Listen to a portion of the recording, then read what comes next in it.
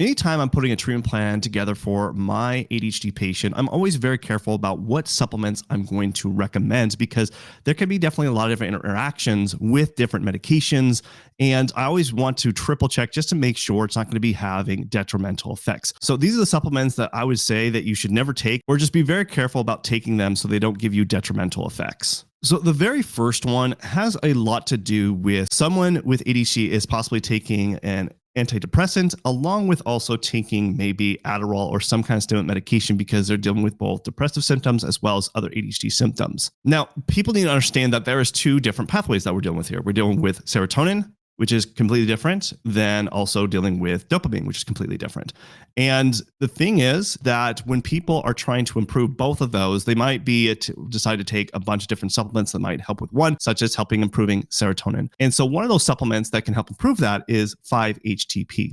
And the problem with this is when you're taking something like 5-HTP, it's known in research that it does interact with things like Adderall and lots of different other ADHD medications. In fact, it can cause serotonin syndrome, which can be very detrimental. It could definitely cause agitation, irritation. I've seen it. It's not a pretty picture to see someone who goes through a serotonin syndrome. But not only that, if you aren't taking any medication, the problem with this is when someone is taking very high doses of 5-HTP, and that's like all they are taking, it has been known to actually decrease dopamine levels and also norepinephrine because it's only focusing on the serotonin pathway. And so if I ever recommend it, and I will, but I have to usually justify taking it because I usually want to make sure that we're supporting the dopamine process. So if I find that my patient might have low tyrosine levels or phenylalanine levels, which are important amino acids that do build dopamine, or actually taking something that helps build dopamine at the same time, then it's okay to take it together. But if you're taking it by itself, it can cause detrimental effects to your dopamine pathway and making it very difficult to having focus, motivation, drive. So definitely want to be careful about that. Now, along those same lines is a lot of people also look into using other different herbs or different supplements to help improve their lack of motivation and drive and why they feel depressed with their ADHD. And they'll look into taking something like St. John's wort. And this can be beneficial, but with the same lines with 5-HTP, you've got to be really careful because it also can interact with your ADHD medication, where not only can it cause serotonin syndrome, especially at very high doses, but it also can deplete the dopamine pathway process. So you have to be really careful about this. So I generally don't usually recommend this because if you are dealing with depression, especially severe depression, St. John's wort is not going to be enough. Now, if it's like mild depression, you're not taking any kind of medication, then I think it's fine to take that, but always make sure that you're also taking an additional supplement that's always supporting the dopamine pathway. Now, another supplement that I find that you should never take for pretty much a good majority of a lot of my ADHD patients, because what I find, especially adults with ADHD, is they usually are suffering with complete mental and physical burnout. And this might be different for kids, but with adults that I find they're in this complete mental fatigue burnout. And they're usually dealing with adrenal insufficiency syndrome, which means that they have low cortisol levels throughout the day. And a very popular supplement that a lot of people with ADHD will take and try is ashwagandha. Now, I think ashwagandha can be beneficial if it's used right, because I see and test all the time with patients and clients and see this as an issue, is that typically the cortisol levels tend to be low. Now, every once in a while, I will see a patient where their cortisol levels are spiked, and that's when it makes sense to take ashwagandha. Why? Because ashwagandha has been known to decrease cortisol levels.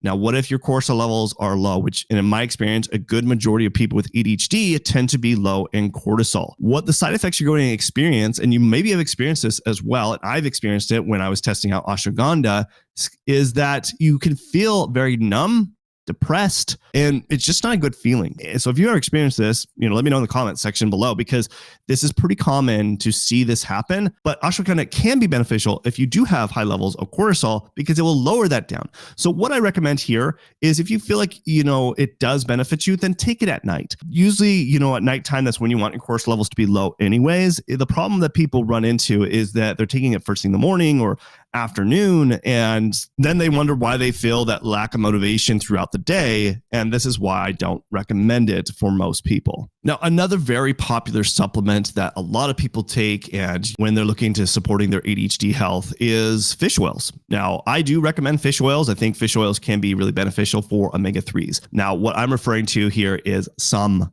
fish oils that you have to be really careful about. And this is where you have to really look at the quality of your supplement, especially when it comes to fish oils. And here's why I say this is because some companies might bypass certain procedures and processes to filter things out in the quality of the fish oil, and this can cause detrimental effects. And I'm referring to is actually mercury and lead poisoning. Yes, you can actually get it from taking fish oils, especially if it's a poor quality fish oil. And so you think you're like taking something that's going to benefit your ADHD, but it's actually making it even worse because it's a poor quality product. And so what should you do? You should always check the company, and obviously you get what you pay for. So you don't want to go for the cheap route. You want to be able to make sure it's a good quality product. Usually Nordic Naturals and like Barleans are some ones that I usually look to because I know they do a great filtration process to making sure that their fish oils are clean. But if they do not have that information, then you probably should avoid it and look for a different product for your fish oils. So this next one only really applies if you're taking ADHD medication. So a very common supplement that people do take, especially if they feel sick, is like vitamin C.